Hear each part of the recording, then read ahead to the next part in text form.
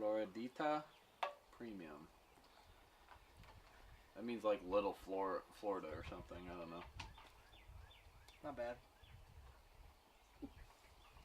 Tastes like an oily, leathery cigar. This is a men's sport, folks. Doesn't sport involve physical activity? Pretty physical. 10 ounce. I'm doing 10 ounce curls. I don't know if you heard me counting, but I did well over 1,000. Not fair, it's getting lighter as you go. Stop it. Pretty soon we're going to have our own podcast that we do weekly. Sit around. Right. Talk about random bullshit. Something a little more interesting than what's in the news. You guys want interesting. Talking to the right guy. That is true. I shot with Jerry Mitchellek and went to an NRA convention, and it's not even halfway through this year. This has been an exciting year for me. I don't know what more you want. There's not more many. Really? You're gonna lay down on the wet side of the deck, dog? Not everybody can be an astronaut. That's a really good one. Not everyone can be an astronaut. Not anyone can be an astronaut. You see my friend Mike. He builds spaceships. That's exactly how I describe him, though. Yeah, what's your buddy do? Well, I'm an EMT. I got another buddy who's a welder, and another buddy who's a correctional officer, and well, this is him, and he builds spaceships for a living. It's my buddy Mike. He builds spaceships. Yeah, aerospace manufacturing is definitely different than anything else I've done. Everyone's still a cunt, but you're building spaceships. Let's be honest. The world is full of cunts. Mm-hmm. We're talking about cunts. I'm working an ambulance for a day. You're saving the life of cunts. Theoretically. Go inside the mind of an EMT or paramedic, it's probably a little different. A little dark. Hey man, dark humor is the way to go. If you didn't have dark humor, that job would eat you alive. Yep. That's the worst part about my job is people sterilize it bad. Like, you just work on an ambulance. How bad can it be? Gee, I don't know. I just pulled an 18-inch machete out of a dude the other day. Or, hey, I just carried out a dead baby that's dead. Yeah, a very dead baby. Not like the ones you hear in the jokes, like an actual dead baby. Anyone who says otherwise, that job messes with you. There's only so much trauma your brain can take before it has to either snap or you have to adapt to it. That's the problem. Well, You adapt with dark humor. dark humor, and even still, at the end of the day, it still bothers the guy. Well, no one's bulletproof. Nope. I mean, look at psychiatrists. They need psychiatrists. They hear fucked up shit, and they don't even deal with the hands-on fucked up shit. They hear it secondhand, and they're fucked up. That's the thing. Hearing and seeing, it's two very different things, but they still affect people both emotionally. Especially if you have a very colorful imagination. Which I've never had. I've been such a straight shooter my entire life. When people tell me something traumatic happens, I'm already bulletproof. Like, oh yeah? That sucks. Rub some dirt in it. Yeah, right? Rub some dirt in it, get over it. I'm a very empathetic person, but I have no sympathy whatsoever.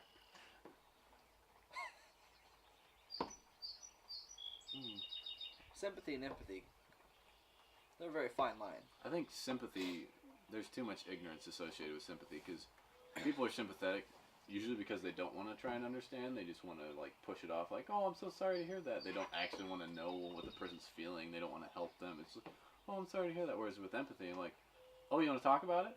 You know, two very, very different ways of handling trauma. The biggest thing that I have definitely learned being an EMS is empathy. It only lasts for so long. Then you become compassion fatigued. And that happens to a lot of people. That's what I was going to ask you. Is because I mean, what's an average day for you look like? Which obviously there's no such thing as an average day, but I mean, if you could summarize it. Well, I've always said in my field, an average day is 90% bullshit, 10% ass puckering fear. Because 90% of what we do, I'd honestly say, is probably taxi service. There's no ifs, ands, or about it. You can't get around it. There's always people that call 911 for every nook and cranny they can think of. Yeah. But that 10% of people who actually need it, that's a whole other ball game. Yeah. You never know what you're going to walk into. Like I said, it could be something as simple as somebody stubbed their toe, or full cardiac arrest, shooting, stabbing, dying child. You name it, I've seen it. Yeah. So in that instance, say someone's in cardiac arrest, obviously you have your steps that you go through to, have the remedial action to try and save the dude's life. But if and when you resuscitate him to the point that they can give you feedback on their trauma, what's the go-to? Like, what's the go-to phrase? Because, I mean, everyone who's worked in some sort of service has a go-to phrase. Like, oh, I understand, or oh, this, that, and the other, and it's usually sympathy. What's the remedial action verbally for you guys? To the patient, to the family? Patient. Well, usually on arrest, if you get a ROS and bring somebody back to life, I've never had one come back talking to me. So there is that. But when you get on, being an EMS is weird. The call, you'll get some people that are new, but you'll get there, they'll be super energetic, shaky, nervous. But you get seasoned people who've been doing this for, years, like myself. And you get on the call and you deal with what's in front of you. Yeah. You let all the emotion, it's not even there. Yeah. You just simply, you go, you fix your problem. You're there for the patient. That's something that a lot of people that have never been put under stress don't understand, is when you've got literally shit on your hands that you have to clean up, there's no time to react. You fall back to your training. It's just like the gun world, when shit really does hit the fan, and thankfully I've only had, most people don't have to deal with it in their entire lives. I've had to deal with it once. You revert to your training. Like I was telling you earlier, when I do CCW training, when I draw, I'm stepping backwards, right? I'm not the aggressor. I'm trying to defend my life. I'm not a vigilante. I'm not Batman going out and cleaning up the streets. I'm there to defend my life. Right. If in the case I do have to defend someone else's life, you obviously call 911 first, and then you just play your cards and react accordingly. But that instance where you have to react, you've trained to it, hopefully. Obviously, if you're a greenhorn, you're just like, oh God, Rick! I don't know, Rick. What do I do? You just usually shit your pants the first few times, but it's weird. You can't, even if I'm off duty, and that goes along with everybody, you can't take the EMT or paramedic out of somebody. No. You see something happen, and you're just already going to your direct line of questioning. It's just like if you've ever played sports as a kid. If there's a kid that collapses due to heat exhaustion or gets hit real hard, the nurses who are watching are already out of the bleachers when they see it. Right. They're going to town. They're getting between A and B as fast as they can to help save whatever. You can't put a price on it. That people like that are worth their weight in gold. Yeah. Hands down. But anyway, in the heat of the battle, as it were, there's no time to think over what you're doing. Like, people will watch YouTube videos of police officers shooting somebody. You have no idea what stress they're under. Police officers daily, they're risking their lives every day. Every time. And that's not just that is usually something that people say into the defense of police, but they say it sympathetically and not empathetically. They'll say, "Oh, they risk their life every day," but no, you don't understand. You don't understand. Every single time they go up to a tinted window on a traffic stop, there could be a gun on the other side of it. You don't understand the stress that they're under. Doesn't even have to be tinted. It can be anything. Yeah, even that's the thing. And that's the thing. You're right. People just they take everybody for granted. They just go, that's probably a hard job. Yeah, I can see that. Yep. They don't. Until you're in that situation. Have no idea. Boots in the mud, as they say. Yeah. You're never ready for it. And when that time happens, your fate is already sealed. You have time to react, and that's it. You have no time to think. And that's the thing, especially even in my field. I don't. I wouldn't necessarily. It's nowhere near as dangerous as law enforcement or military, but you respond to the same places that they do a lot.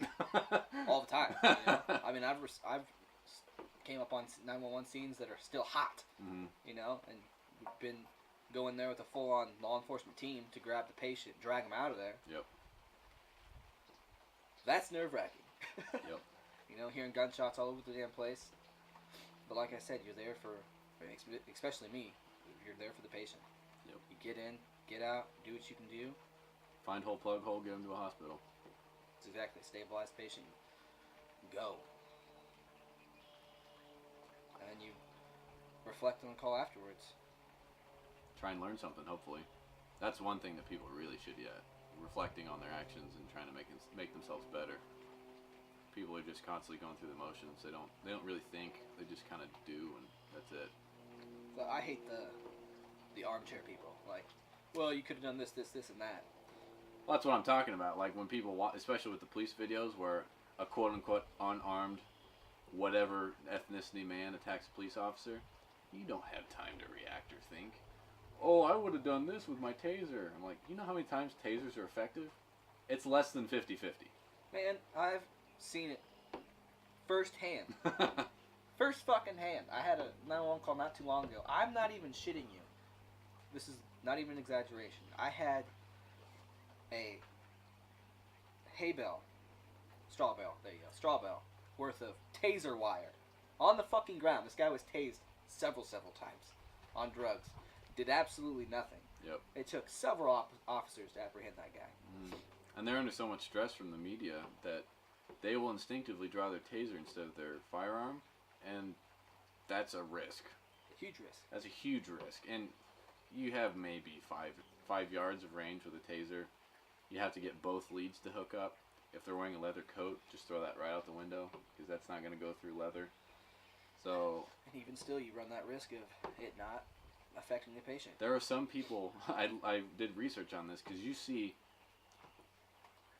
3 feet away, cop deploys taser, the dude's drunker in hell, and he doesn't react. Yeah, and that's just alcohol, let alone drugs. Well, that's the thing too, is there are some people who are naturally grounded, like their body is literally grounded to the point that any current that goes through their body, it's not going to affect them. It could be 100,000 volts, it could be 10 volts, it doesn't matter, it's not going to affect them. That's crazy to think about. My name's Magneto, you can't hurt me. So yeah, the armchair elitists are the worst, and that's, I mean, being on YouTube, the amount of armchair elitists when it comes to firearms, holy shit.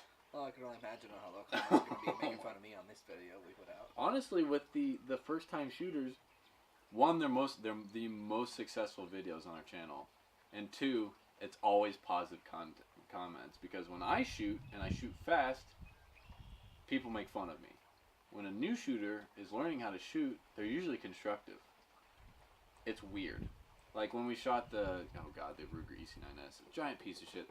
It was like it had the same failure modes that the AM2 had, but instead of trying to go in the chamber, the gun would just lock open when it still had rounds in the magazine, for no reason.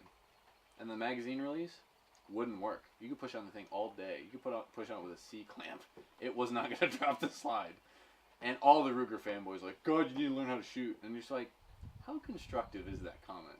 Learn how to shoot. Have you seen any of the other videos where I took an AR-15 and 100 yards, held out with one hand, and hit a target that was 16 inches around? No, you haven't. Haven't done your research.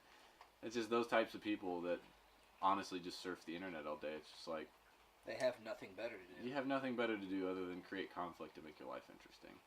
Cool. So yeah, armchair elitists, they suck. There's no way around them, though. They're always going to be there. They're unfortunately always going to be there. Those are the type of people I wish you could stick into a situation, just to make them understand. Like throw them in a pit of lions. Good luck, buddy. I think, what was it? Oh, it was Uncle Bugatti and I were talking about that the other day. Man, I wish PETA wasn't a thing, because we would be able to throw a gorilla and a bear in an arena and really figure out the trying questions we ask ourselves every day. Who would win in a fight? A gorilla or a bear? And naturally I said, obviously a bear. And Uncle Bugatti was like, nuh-uh, the gorilla would fuck that thing up. I'm like, hold on. You're telling me a 1.5-ton grizzly bear with sabers for hands would lose to a gorilla? He's like, oh yeah, gorillas are way more agile. I'm like, you're not wrong, but sabers for hands. Yeah, the gorilla is just brute strength versus razor blades. Fucking sabers for hands. Yeah. There goes your fucking muscles. You can disembowel a gorilla with one swipe. So, yeah, the real trying questions we haven't figured out yet.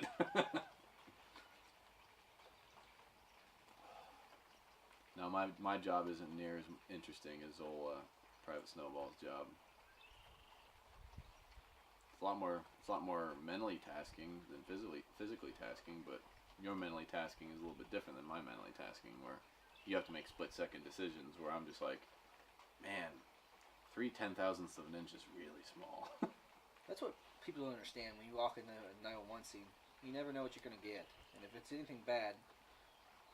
You got to be able to switch gears fast. It doesn't even have to be bad, but you literally have to know what's wrong with that patient. Or have an idea.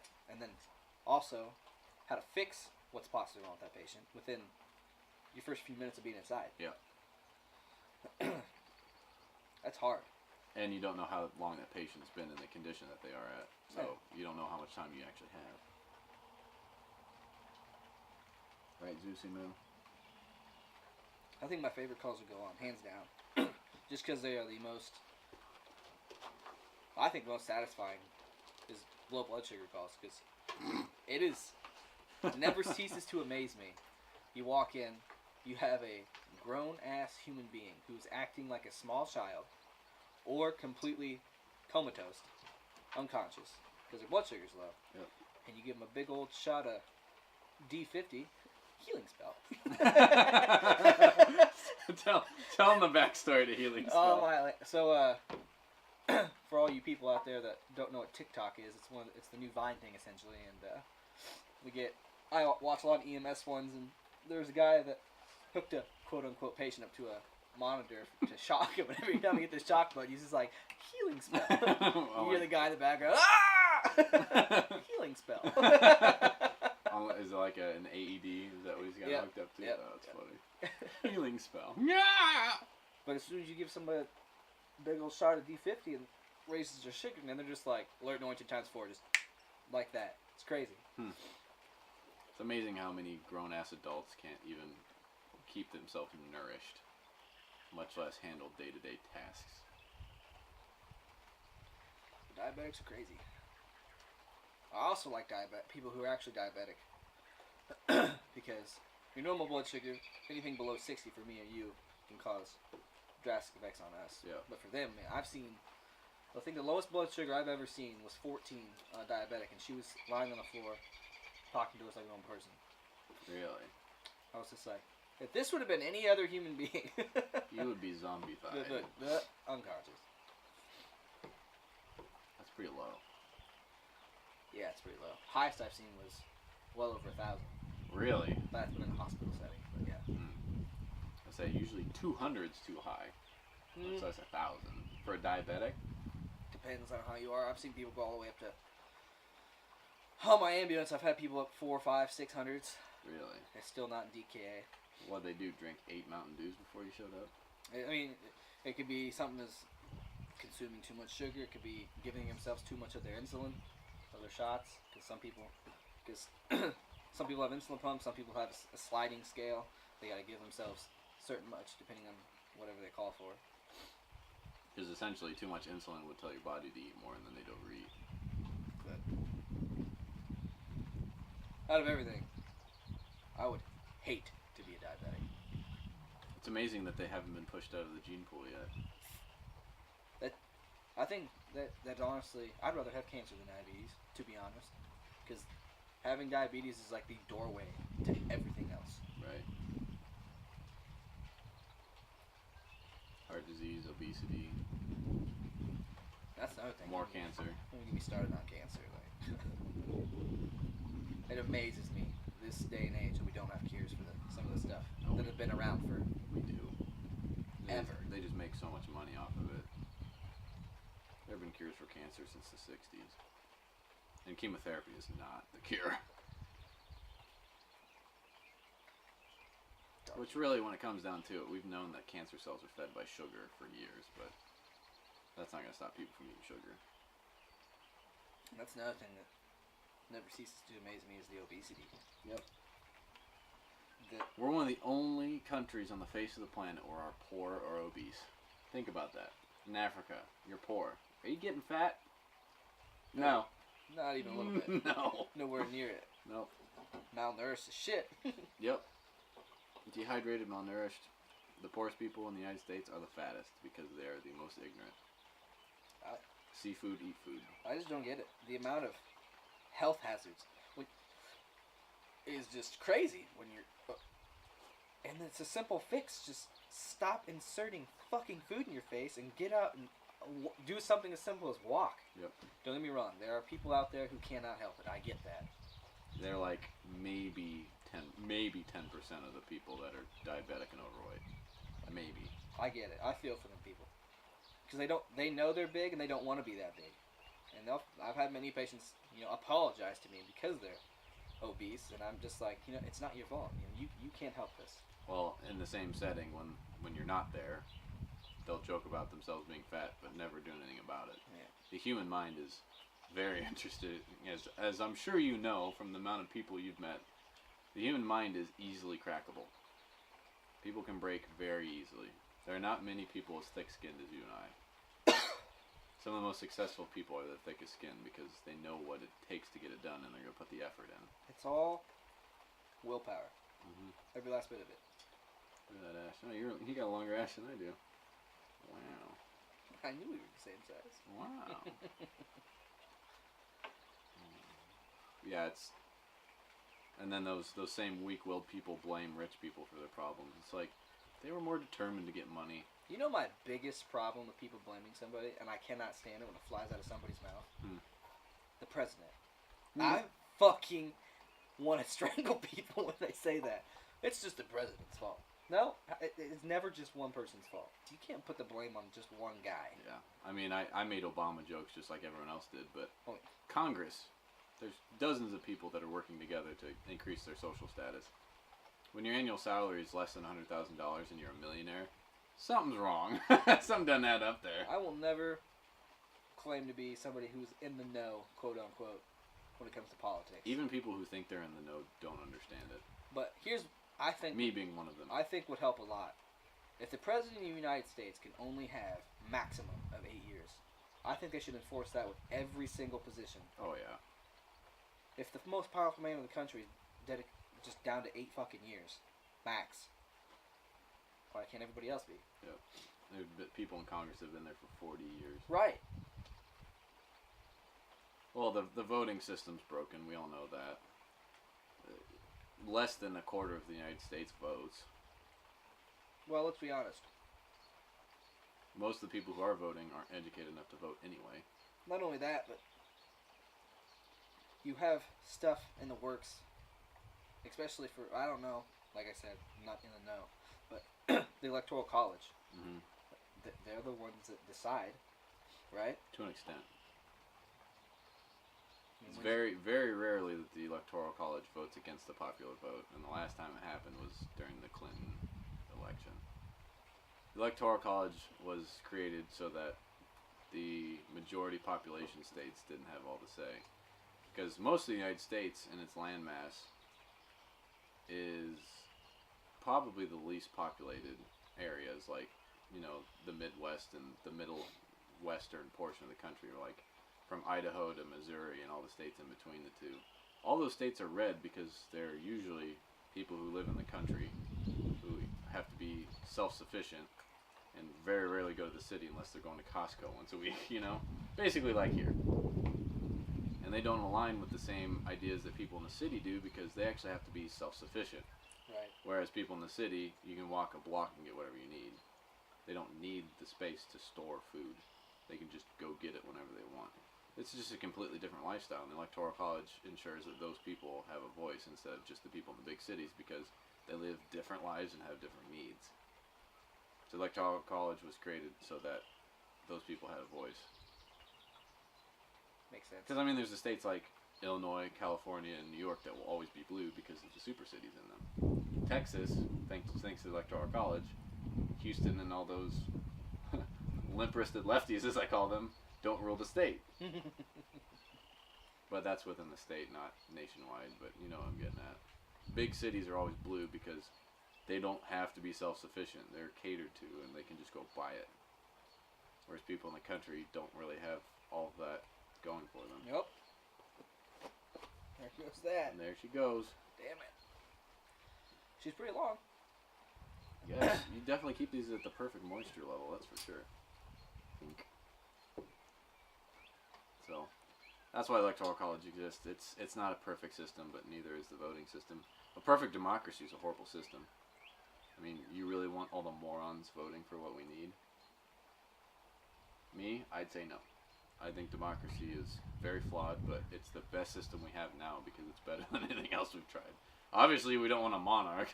That ruined people for generations. There needs to be like a, I don't know how you could go about it, but like hybrid system. Like, take aspects from every... Well, that's what a republic is. It takes a monarchy aspect. That's why we have the executive branch and the president. It takes from the democratic voting system, and then it adds the middleman, which is the representatives and senators who actually write and approve bills. Yeah. That's why this is the best system we've ever had. The difference between a republic and a parliamentary democracy is the parliamentary democracy has a little bit more leeway than a republic does because the chambers of God, the parliaments are ridiculous. The chambers of parliament and the way they function are a little bit different than the two branches that we have, the Congress and the Senate within the legislative branch. It's not two branches, it's two sects within a branch, but you know what I mean. So politics is just a giant waste of time. Politics, especially our system, was created for stalemate because we didn't want knee-jerk reactions like, you know, the Nazis. You know, fascism, you get a lot done because one dude's making all the calls, but that doesn't take into account what the people think. So that's the handoff. You want something done, you elect a king, i.e. a fascist government, which is what the socialist dictatorship of Nazi Germany was. So everyone pays into this giant central government, and you have one crazy dude who's on methamphetamine making all the decisions. Man, when's the last time you slept? What is sleep? I can see sounds. Please give me more meth. So no, there is no perfect system, but I do enjoy the idea of stalemate, but our government is not great at stalemate when it comes to companies making decisions and lobbying for stuff. I'm all for the free market, but when you can't separate the free market and government like you do the church and state, there's a problem. You shouldn't be able to buy votes, and that's what lobbying is. You always go back to the times where the church ran everything. Yeah, because we need that regression. Science didn't move for 800 years because of the church. That ain't no shit. We have the wheel. Uh-huh. That's about it. All right. What more do you need? You need Jesus in the wheel. Yeah, the Dark Ages were dark for a reason. The church ran everything. That was back when priests could have wives and land and property.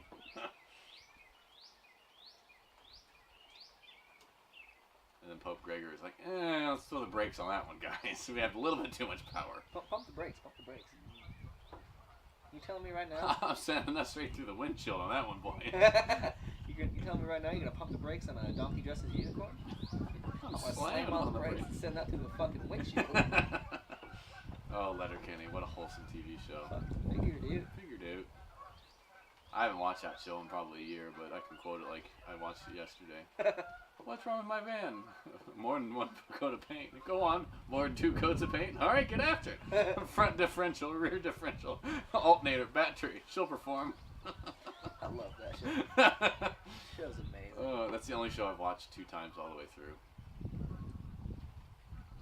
And now it's mainstream, so like assholes watch it now. Like college kids quote it now. I'm just like, ugh, get it out of your vocabulary. That's mine. I'm the hipster when it comes to Letterkenny. Do me a favor and just shut your mouth when you're talking. What kind of backwards ass pageantry is that?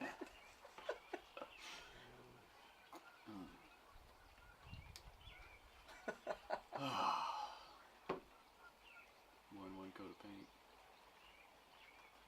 Life is hard, kicking stones and pulling teats. But as sure as God's got sandals, beats fighting dudes in treasure trails. Oh God, there's something to be said about the rural life. I've been in the city since I went to school, and rural life is so much better. I think people that live in the city you just miss out on so much. Mm-hmm. I mean, Jesus Christ, I guarantee you can probably pull lots of people in the city, like Chicago. I guarantee none of them have seen wildlife, probably. Unless it's the zoo. Right, like they probably see a deer and be like, is that a fucking gazelle? Are we in Africa? That? There's something to be said about walking through the woods and not having a thought on your mind. Not a worry in a world. Yeah, you couldn't give me enough money to live in a city. Yep. Nope. Fuck that. Fucking send it. Send that. I really need to get on that t-shirt stuff. I will gladly wear that one. Send that. Make it in 5 different colors. Anything but white. And I will wear it. Gray, black, red, green, and blue. It's gonna be like the green that your shirt you wear today. Mm-hmm. For the good. tax shack, yeah. That's good green. Nope, them city folk just don't understand. I tell you what. Ding. a lot of city people think that everyone who lives in the country is just a white trash piece of shit, which there's a lot of them, I'll give you that. White people make things methy every once in a while, if you know what I mean. What? What's meth? A little methy. But, no, some of the best people I've ever met is people that either come from the country or gun people that I meet on the range. You don't even get me started on the drug epidemic anymore. I'll never understand drugs, man.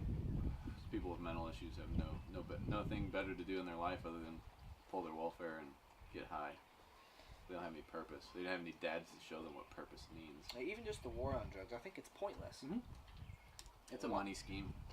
Why do it? I think if you're dumb enough to have the will to do the hardcore drugs, heroin is the biggest one that is just a fucking stumper to me. You do heroin, you nod off, you get sick. You come down, you get sick. It's like, why are you doing this? They don't have the mental capacity to actually think about what they're doing. That's the problem.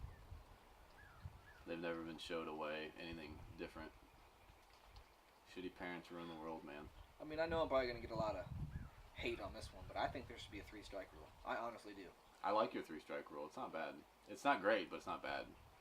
It's better than doing nothing, which is what we're doing right now, which is just giving people who OD Narcan all the time. Don't even get me started on the Narcan. Oh my god. It's crazy.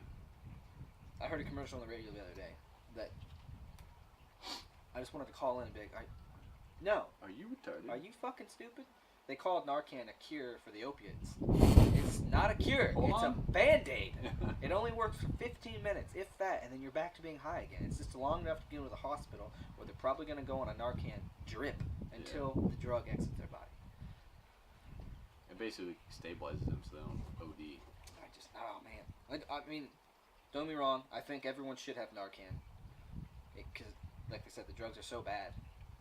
I don't think people deserve to die from it. Because there's a handful of people that have never done drugs a day in their life and they get drugged, you know? Yeah. They're shot up with heroin. You have to think about those variables. That's a good point. You know? I mean, look at all the women, you know, that are getting date raped or whatever have you. Or you're hanging out with your buddies and, you know, your buddy fucking pulls out this big old syringe. Let's do some heroin. You want nothing to do with it. You're peer pressured into it. I don't know who you've been hanging around with, but I've never had a buddy be like, hey, let's go do some heroin. True. Neither have I, but you know that happens. That probably happens. What? I can't remember what comedian was talking about that. I think it was Joey Coco Diaz. He was just like, people will just huddle up and be like, hey, you want to do some heroin? And they go do heroin together. It's weird. I think the biggest one now is not the illegal drugs that is bad. It's pharmaceutical drugs. Yeah. Look at all these people that are getting addicted to painkillers. Crazy amount of opiates. You know? You get the people who are prescribed Vicodin for whatever fucking reason. Mm-hmm. And they're just like, we're going to start popping these like candy to take away the pain. And then they'll drink on top of it. And then they'll fall asleep. And now they're dead. And we're getting a phone call because people don't understand that opioids, they take out your respiratory drive. You know? Well, they mess with your rhythm. They mess with your internal rhythm of your body. Yeah, it just never ceases to amaze me.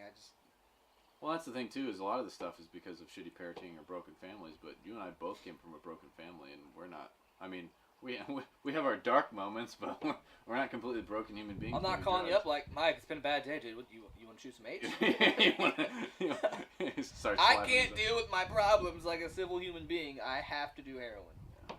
Well, I mean, even alcohol. Alcohol is a huge drug that people get hooked on because it's one of the big quote unquote gateway drugs. But I think at the end of the day, it all comes down to your mindset. Yep. Like, I can go out and drink with my buddies. There's a time and a place. yes, Socially absolutely. drinking there's nothing wrong with it. Mhm.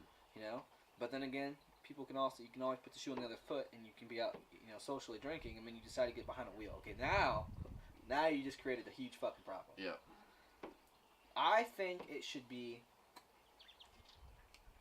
Why don't you- I think all vehicles, every single vehicle ever manufactured in the world should all have breathalyzers on them. Yeah, see, that's where the libertarian in me just throws on the brakes and sends you through the windshield because you can't regulate people like that because they're gonna get around it anyway. True. That is very true, but I guarantee you it would. Well, it'll deter crime until someone finds a solution. People are clever. They are. When it comes to breaking when they the want law. when they want to break the law, they're gonna find a way, and that's the problem with that. Because I think the first time you talked about your 3 strikes, that was something that came up. So why don't you explain that? I think the 3-strike rule should be: we'll bring you back 3 times, and on that 3rd try, after you're done. You're just flat. You're done. But it's a little harsh. Yeah. You're gonna get the softies out there that go, that's harsh. People shouldn't do that. Okay, fine. I have a better idea, which I think. First off, I think all drugs should be legal no matter what. Yeah. Hands down. Look at corrections as a whole. I guarantee. I mean, you're gonna have your fair share of pedophilia, murderers, blah blah blah blah blah blah. But I guarantee you, a solid 70%, if not more, or people are in there for drugs, which also blows my mind. I can go out and kill somebody today. I don't know what the sentencing is. I'm guessing 7 to 10 years, depending on what you did. Yeah. Versus I get popped with X amount of drugs. You're popped out with a Class X felony, and you're going to prison for a minimum of 15. Yeah. You know, That doesn't make any sense. question mark? What's going on? But I think a good option would be get a government-funded building. It'd have to be government-funded. And for all these people who are wanting to do drugs, that's fine. Put them in this building where you have medical professionals that administer the drug. Yep. And if anything's to go wrong with the patient, they're there on hand to save them. Mm. But I don't think anything would, because at that point you're going to have doses for everything. Yeah. So you'll have a balance. And a safe place for these people to do their drugs. Yep. Well, that's the one. I was going to say that's the one place that I disagree with you is because taxpayers are going to have to fund that, and there's a lot of taxpayers. They're like, I don't really want to fund druggies' trips. That's true, but there's also a lot more things there's worse things that you can pay taxes on. Right, and that's the struggle where again my inner libertarian says we're going to throw the brakes on that. It's a good idea, but the rehabilitation they would have to give statistics on the rehabilitation and how many people are actually coming off the drugs, because usually when there's a support group like that, people actually come off drugs. And it's been shown in very limited studies, I think, in Europe, where that has happened. That in Switzerland, I believe, they have clinics like that where you can go shoot up for free. And it's government funded. So it's obviously nothing's free, but it's taxpayer funded. And they have success rates, I don't know what they are, of people actually coming off the drug. But it doesn't happen in America because we actually have more say in what we do. It's not a socialized But government. not only that, I think if you legalized everything, you get a lot of people who do stuff illegal because that's just it. That's how they It's get illegal. their high on being a criminal. Yeah. And that's again the libertarian in me says yes, make everything legal. I don't care what you do with your body. You can go do meth, all right? Until you get your hi, Zeus. Oh, how are you? Get down, down. Thank you. Until they start getting their children involved and ruining their lives or their family, that's when we as a society should step in. But yeah, as a libertarian, I'm like, yeah, just legalize everything. We already have nicotine and alcohol. Zeus, get out of here. Go. But Dad, You're a special dog, you know that. Special K. Special K. But yeah, I completely agree that is a very good solution, but funding it would be a pain in the ass. I don't think anything should be government funded. I think the private sector should provide for itself, like with the roads and whatnot. I mean, Right, because that goes so well. with the government, it's going real well right now. All our tax money. Man, I don't know if you've ever driven on Illinois roads, but I'm telling you right now, they're far from fucking smooth. Illinois, Michigan, New York, just our drive to Indianapolis, the roads were night and day better. Yeah. Right as soon as you cross the border, it's Just like, so much better. Yeah, anything run by the government. The government is an unnecessary middleman that takes money out of transactions. That's the way I see it. We as the taxpayer could pay a company that professionally paves roads for X amount of fee, or we could pay the government, pay for their administration, pay for them to organize it, and then they pay someone else to do it for them. It's an unnecessary middleman. That's what it is. And they're not very good at it. Like I said previously, the government was there to create stalemate. That's one thing they're very good at. You always gotta have a bunch of chest thumpers on. It is our way or the highway. Speak softly, but carry a ginormous stick. It's just like people who work for companies and they're not free thinkers and they just go by the book. It's like every situation is not by the book. You know, there are different ways to do things. I think some of the best things is just thinking. I know this is a hard concept. Critical thinking. Think outside the fucking box. Right. Don't just go. This is the one way we do this. This is the way we've always done. That's the most regressive thing I've ever heard someone say. We've always done it this way. This is the way Daddy does it. All right. This is the way America does it. This is the way I'm gonna do it. We started fire with sticks for thousands of years, and if that was the way we'd always done it, we wouldn't have technology to do it for us. Man, can you imagine handing somebody 2 sticks and going start a fire? They would be completely lost. Let's just say there'd be a lot of people dying from exposure to cold. Yeah. Yeah, they would die. You know, a lot of... I was just thinking about this the other day. The amount of homeless people that we have in the world fucking astounds me. They have homes for homeless people. All over the place. First come, first serve, which is great. I think it's awesome.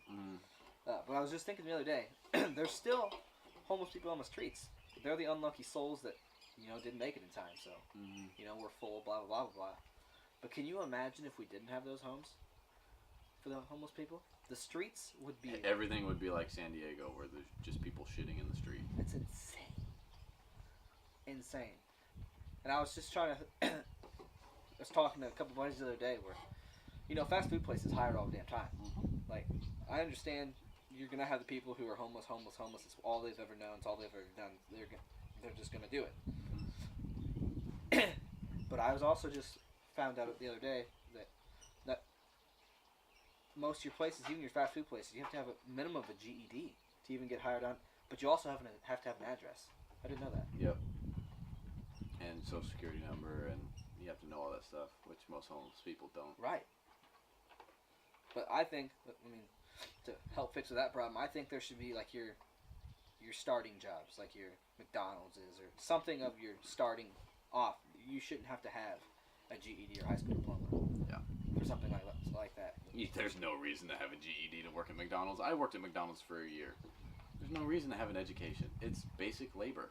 And it's not even a laborious task. It's just that you're working with your hands, so you have to call it labor. Right. I was a team trainer in a week. I had learned all the positions in a week.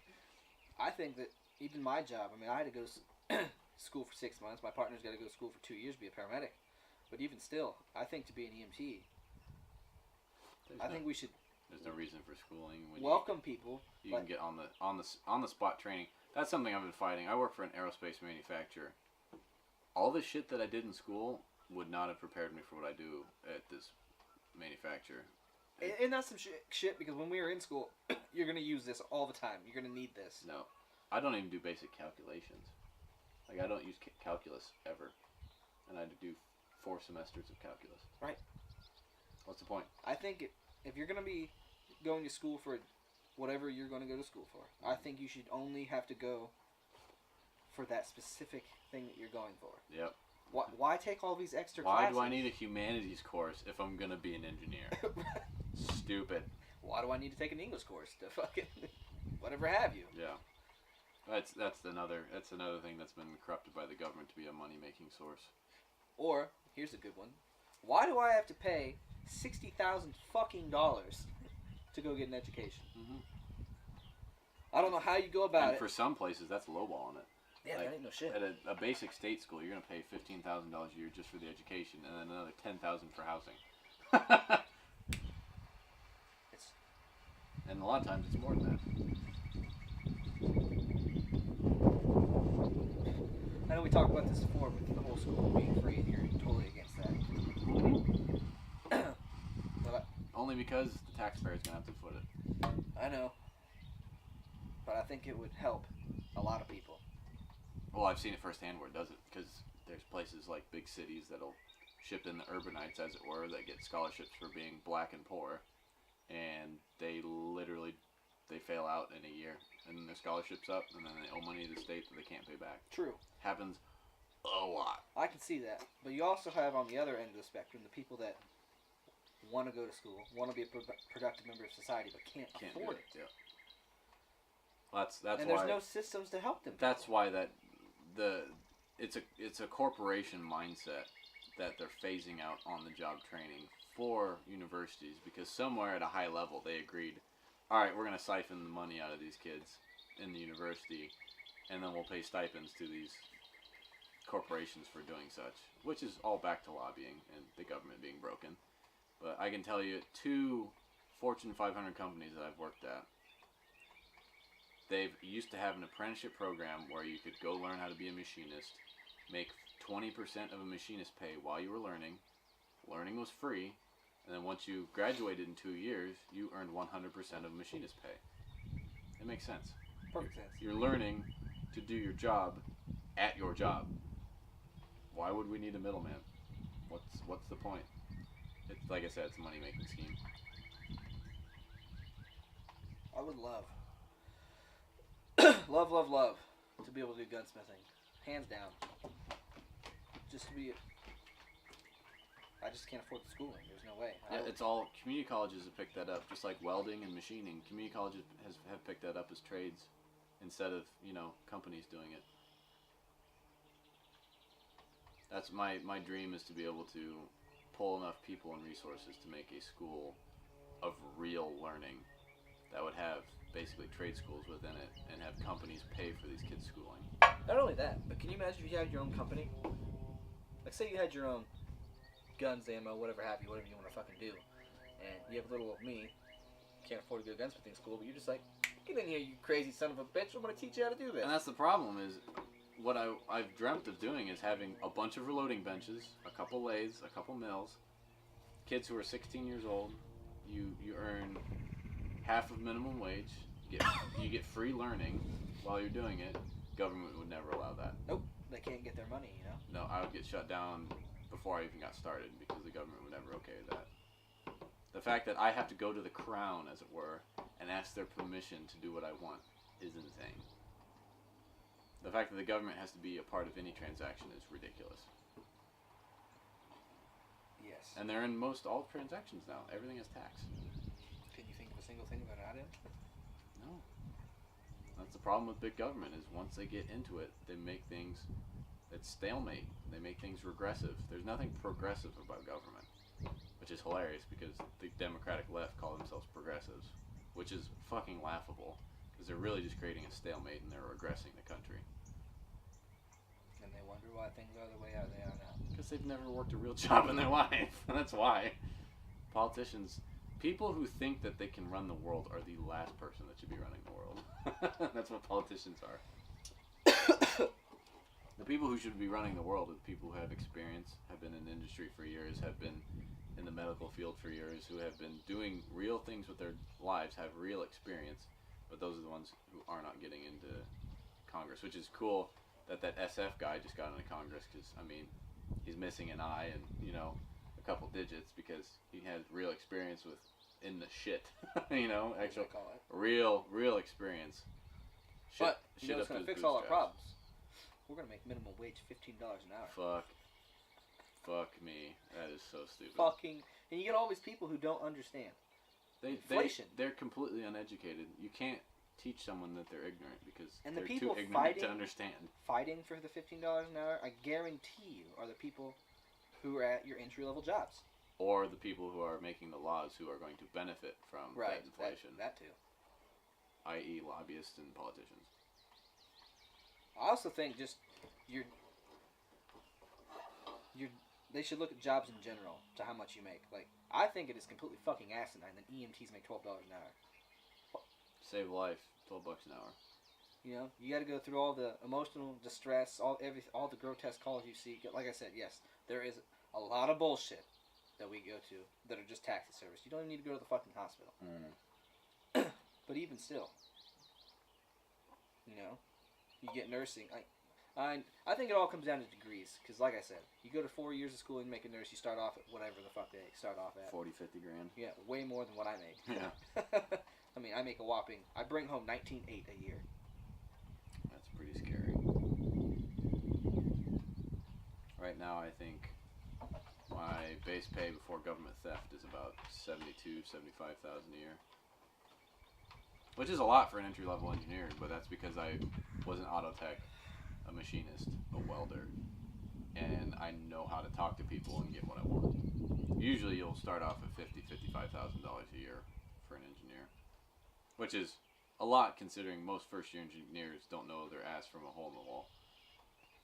Like, a lot of them. I will never defend engineers. Like, people who defend their trade, like union workers, are my least favorite people. You don't understand people if you defend your job 100% of the time. I know a lot of engineers that don't know how to use a wrench. A lot of engineers. And you think, maybe you should work your way up the ranks, be a machinist or a technician, and then become an engineer. That just makes sense because you have experience. Nope. Not how it works. You go to school, you get a shiny piece of paper, and now you get to be an engineer. It's just a giant waste of carbon sitting at a desk. Oh, I was going to look up the cigar. That's what I was going to look up. Because it's not a very flavorful cigar. It's not terrible. It's a decent smooth cigar, I'll give it that, but it's not spicy, which is my favorite. Which is my favorite. I don't know, Rick. It's pretty good.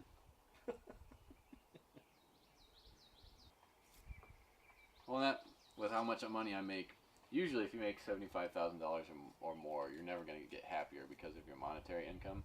So whenever I have a chance, like Private Snowball and I did today, I taught him how to shoot. I'm not going to ask people to pay for my time. I make enough money to support myself and then some. Why would I ask someone to pay for something that I should offer as a service because of my income? There's a lot of corporations that simply don't think about that. They have billions and billions of dollars that they can make big changes. I'm not 100% pro-corporation, although I enjoy the free market. I will never be pro-government. But you have to understand that the 80-20 rule still exists. 80% of the people who work in these corporations are just assholes trying to get money for themselves. And 20% of them are there because they want to make a difference. Not only that, though. But like that, yeah, you could have easily charged me today, but all comes down to, well, really two factors, really. I mean, yeah. Well, I mean, we're really good friends, and especially for really good friends, I would never ask them for money. But I released on the second YouTube channel not too long ago, one of the kids that I used to teach when I was a substitute teacher. He brought his girlfriend and his sister out to learn how to shoot. I wasn't going to ask him for money. I think it all comes down to who you are, though. The type of person that speaks to who you are. Right. There's not a whole lot of good people out there. There's not a whole lot of people that have... You're not looking to gain anything from it. Well, that's the thing. I gain a lot from doing that. I become a better shooter from teaching. Well, I mean, like... Monetarily. And that's the thing. Most people look at things monetarily. Am I going to gain anything monetarily from helping this person? Am I going to gain any status or wealth from this? No, I'm not going to do it. That's the worst mindset to have. I teach because I learn when I teach. The best way to learn once you've already established a skill is to teach other people how to do it, because you look at things differently and they look at things differently. That's one of my least favorite things about human beings is that's exactly how they look at it. What am I getting out of it? What am I getting out of it? They will not even attempt to do something unless they find some sort of angle. I know this is a huge thing for you, but I'm a Freemason. And that's one of the things. I got a few buddies who that's the first thing out of their mouth is, well, what do you get out of it? Right. I'm just like... It's a give-take thing. That's what the fraternity's supposed to be. It's a give-take thing. It's a brotherhood. Yeah. I mean, coming from a broken family like my own, the camaraderie friendship and family is everything. Yep. The camaraderie you get from a fraternity will never be replaced. I mean, I've always said I have 10 people who I can legitimately sit down right now. Doesn't matter, time of day or night. I can call them, and they'll be there to drop of a fucking hat. That is gold. It's irreplaceable. You know, I call my friends my family for a reason. I mean, I'm closer to most of my friends than I will ever be my family. Yep, I'm the same way. But I've also been a firm believer in his family and be the quickest to stab you in the back. Yep. Which is crazy to think about.